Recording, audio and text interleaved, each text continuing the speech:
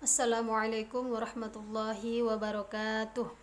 Bismillahirrahmanirrahim. Alhamdulillahirabbil alamin wahdahu wassalatu wassalamu ala asyrafil anbiya'i wal mursalin wa ala alihi wa ashabihi ajma'in, amma ba'du.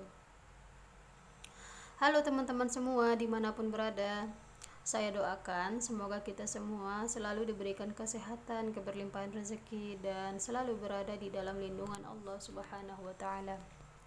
Nah, teman-teman semua, sebelum kita lanjutkan pembahasan pada video ini, alangkah lebih baiknya kita mengetahui sekilas tentang apa itu ilmu nahwu. Ilmu nahwu adalah ilmu yang sangat penting dalam bahasa Arab. Ilmu nahwu ini merupakan salah satu ilmu yang membahas tentang kaidah-kaidah dalam bahasa Arab, yang mana ilmu nahwu ini khusus membahas tentang perubahan-perubahan yang terjadi di akhir kata. Perubahan-perubahan ini terjadi bukan karena tanpa sebab, pasti ada. Oleh karena itu, untuk mengetahui apakah kata tersebut isim, fi'il atau huruf, apakah kata tersebut hukumnya marfu, mansub, majrur ataupun majzum, apakah posisi kata tersebut fa'il atau sebagai naibul fa'il atau maf'ul bih, itu semua akan kita bahas satu persatu di dalam ilmu nahwu dan akan kita ketahui secara lebih mendalam di dalam ilmu nahwu itu sendiri. Ilmu nahwu ini sangat penting karena digunakan dalam bahasa Arab dan sering kita gunakan atau sangat kita perlukan di saat membaca tulisan-tulisan bahasa Arab tanpa baris atau biasa kita sebut dengan Arab gundul atau kitab kuning. Nah, bagi teman-teman semua dimanapun berada yang sedang belajar ilmu nahwu atau yang sedang belajar bahasa Arab, semoga video ini bisa membantu teman-teman semua dalam memahami ilmu-ilmu nahwu atau kaidah-kaidah dasar dalam ilmu nahwu. Oke. Catatan-catatan yang ada di dalam kitab ini atau video ini saya ambil dari kitab Matanul Ajrumiyah. Langsung saja kita bahas bab pertama, yaitu babul kalami. Bab kalam. Ta'rif kalam. Apa itu kalam? Al-kalamu huwal lafzul murakkabul mufidu bil wad'i, yang artinya kalam adalah perkataan dalam kurung lafaz yang tersusun dari dua kata atau lebih dalam kurung murakkab yang mengandung makna dalam kurung mufid yang disampaikan dengan bahasa Arab yang dalam kurung wad'. Contohnya qoma zaidun. Kenapa qoma zaidun sudah dikatakan dengan kalam? Mari kita cek di slide selanjutnya. Jadi ada beberapa syarat supaya suatu kalimat dikatakan dengan kalam. Syaratnya ada 4. Yang pertama itu lafaz, kedua murakkab, 3 mufid, keempat wad'. Pertama, apa itu lafaz? Lafaz adalah kata yang mengandung huruf hijaiyah. Seperti kita ketahui, huruf hijaiyah itu mulai dari alif, ba, ta sampai dengan ya. Contoh, Muhammadun adalah nama seseorang yang tersusun dari huruf mim, ha, mim, dal. Atau contoh lain, zahaba tersusun dari 3 huruf, yaitu dal, ha, dan ba, yang artinya telah pergi. Atau contoh lain, talibun, huruf ta, alif, lam, ba, yang artinya seorang siswa. Selanjutnya, syarat kedua murakkab. Maksudnya adalah kalimat tersebut harus tersusun minimal dari 2 suku kata atau lebih. Contoh, qama Muhammadun.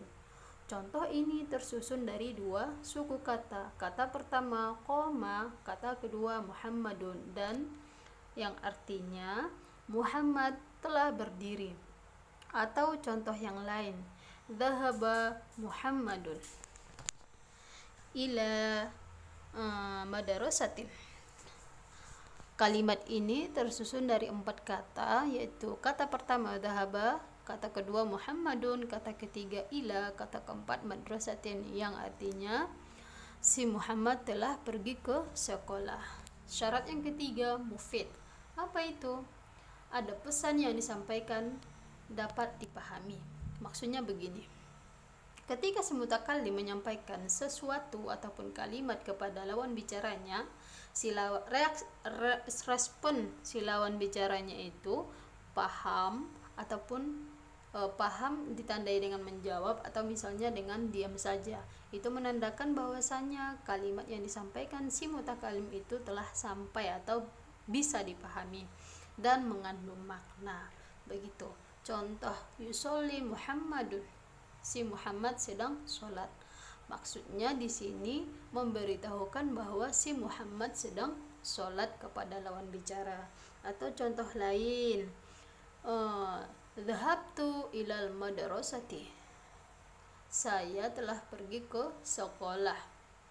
Itu memberitahukan bahwasanya saya telah sampai di sekolah. Oke. Syarat yang keempat ada wadu'. Maksudnya adalah kalimat tersebut disampaikan dengan menggunakan bahasa Arab. Contoh, qama Zaidun wa yusolli Muhammadun. Jadi contoh ini sudah menggunakan bahasa Arab. Kalau misalnya tidak menggunakan bahasa Arab, berarti tidak memenuhi syarat yang keempat, yaitu wadu'. Misalnya dalam bahasa Indonesia, saya sudah pergi ke rumah atau ke sekolah. Secara syarat wadu'-nya itu tidak memenuhi syarat yang keempat, yaitu wadu'. Jadi kita simpulkan bahwasanya qoma Zaidun sudah dikatakan dengan kalam karena secara lafaz sudah memenuhi, yaitu lafaz qoma Zaidun tersusun daripada huruf hijaiyah. Kemudian secara murakkab tersusun dari dua suku kata. Kata pertama qoma, kata kedua Zaidun. Kemudian mufid karena memberitahukan bahwa si Zaidun telah berdiri. Kemudian syarat yang keempat wadu' sudah disampaikan dalam bahasa Arab. Lanjut. Kalam dibagi kepada 3 macam. Yang pertama ada isim. Isim ini adalah kata benda atau kata benda mati, kata benda hidup. Isim ini tidak berkaitan dengan waktu. Contohnya al-madrasatu, sekolah. Zaidun, nama bagi seseorang. Talibun, seorang siswa laki-laki. Dan lain-lain. Kemudian ada yang kedua. Macam yang kedua ini adalah fi'il. Fi'il adalah kata kerja. Kata kerja itu bersangkutan atau berkaitan dengan waktu.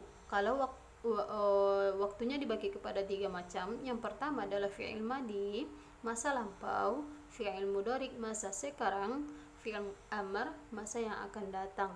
Sebagai contoh di sini fi'il mudhari yaitu yadhabu, dia sedang pergi. Atau contoh lain yadrusu, dia sedang belajar. Atau amar,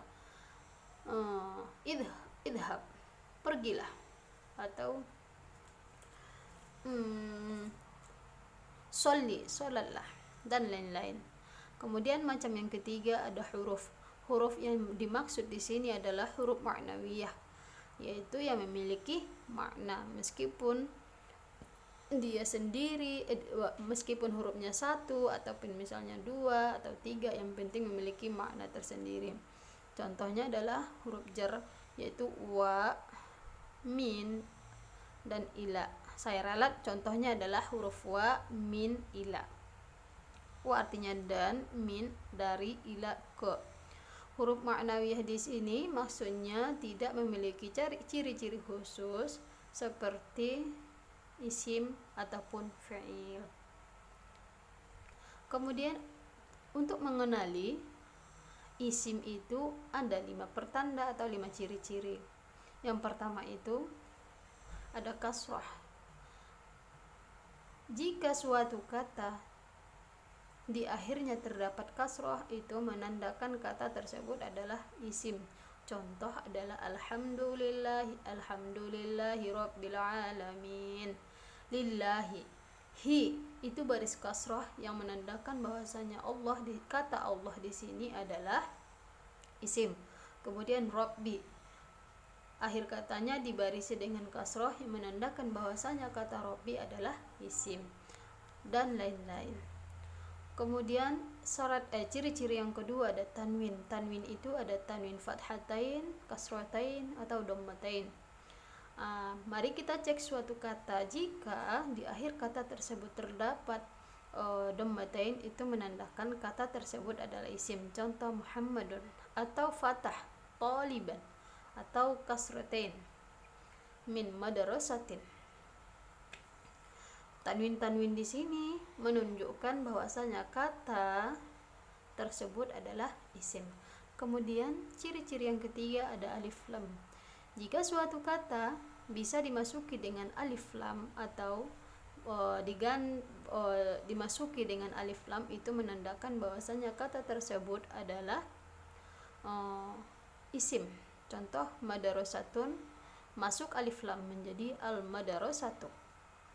Al-madarasatu berarti isim. Keempat ada huruf jar. Huruf jar ini ada 9, yaitu min, ila, an, ala, fi, rubba, kaf, dan lam.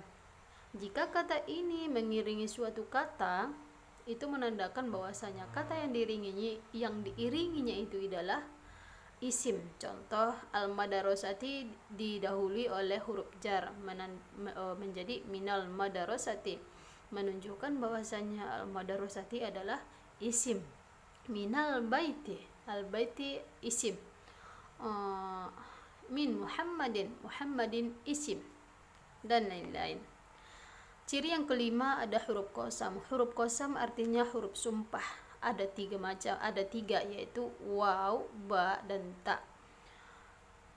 Jika suatu kata diiring oleh salah satu huruf qasam ini, maka kata tersebut adalah isim, dan akhir katanya kasrahkan atau dimajrurkan. Contoh wallahi, billahi, tallahi, dan lain-lain. Lanjut, ciri-ciri fi'il. Ada 4 ciri yang harus kita ketahui untuk mengetahui kata tersebut adalah fi'il. Yang pertama adalah qad litahqiq. Qad ini bisa masuk kepada fi'il madi ataupun fi'il mudhari'. Qad ini terletak di sebelum kata fi'il tersebut. Kalau ada qad, itu menandakan bahwasanya kata sesudahnya itu adalah fi'il. Contoh qad qama Muhammadun. Qad qama Muhammadun, karena ada qad di awal, itu menandakan qama adalah fi'il madi, dan lain-lain. Yang kedua ada sin litanfis. Contoh sayaqulu sufaha. Sin ini hanya masuk kepada fi'il mudhari'. Sin ini langsung bersambung dengan fi'il mudhari' yang diiringinya. Contoh tadi adalah sayaqulu. Ada sin yang diawali inilah yang sin litanfis itu. Kemudian yaqulu adalah fi'il mudhari' yang diiringinya. Ciri yang ketiga ada saufa litaswif. Saufa litaswif ini hanya masuk kepada fi'il mudhari' saja, sama dengan sin, dia terletak dia terletak sebelum fi'il mudhari' yang diiringinya. Contoh saufa yura. Saufa terletak sebelum yura, yang menandakan yura adalah fi'il mudhari' karena ada saufa. Ciri yang keempat ada ta'u ta'nisis sakinah. Ta'u ta'nisis sakinah ini langsung bersambung dengan fi'il madi yang diiringinya. Ta'u ta'nisis sakinah ini hanya masuk kepada fi'il madi saja, yang menandakan bahwasanya fi'il tersebut adalah fi'il muannas. Contoh qamat Fatimatu. Qoma fi'il madi muannas, ta'u ta'nisis langsung bersambung kepada qoma karena ada ta'u ta'nisis sakinah ini yang menandakan bahwasanya qoma adalah fi'il madi muannas. Oke, lanjut. Ada huruf. Huruf dibagi kepada 2. Yang pertama huruful hijaiyah, kemudian ma'nawiyah. Huruf hijaiyah ini sebagaimana saya jelaskan tadi itu mulai dari alif, ba, ta sampai dengan ya. Kemudian ada huruf ma'nawiyah. Huruf ma'nawiyah di sini adalah huruf yang dikategorikan memiliki arti yang ada makna, maksudnya seperti contoh tadi adalah huruf jar mulai dari min, ila, kafi. Min artinya dari, ila ke, kaf seperti fi, pada atau di. Jadi huruf ma'nawiyah di sini harus memiliki arti, meskipun dia terdiri dari satu huruf tapi memiliki arti, dua huruf memiliki arti, tiga huruf memiliki arti, dan dikategorikan dengan huruf ma'nawiyah, dikategorikan dengan huruf itu disebut dengan huruf ma'nawiyah. Dan huruf yang dimaksud di sini dalam nahwu ini adalah huruf ma'nawiyah. Mungkin ada teman-teman yang ingin menambahkan atau ingin berkomentar atau ingin memberikan saran dan kritik dan saran, silahkan tinggalkan di kolom komentar. Semoga video ini membantu bagi teman-teman semua. Terima kasih. Thank you for watching. Jangan lupa like, share, and subscribe. Terima kasih. Assalamualaikum warahmatullahi wabarakatuh.